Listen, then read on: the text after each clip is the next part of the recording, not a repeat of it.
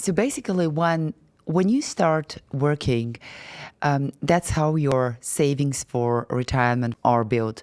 You have the first pillar, which is actually called the so-called obligatory or pillar, or we can also call it the pillar which is provided by the state, right?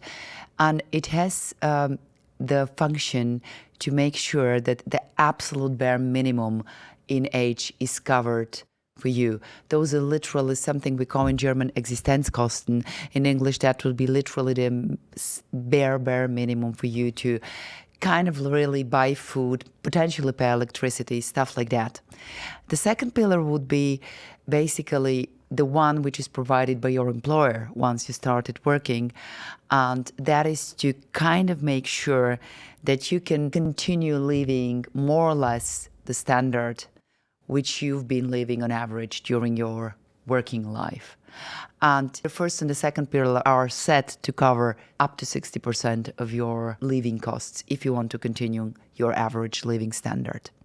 And then we come to the third pillar, and the third pillar is basically the one which you can kind of do on yourself, right?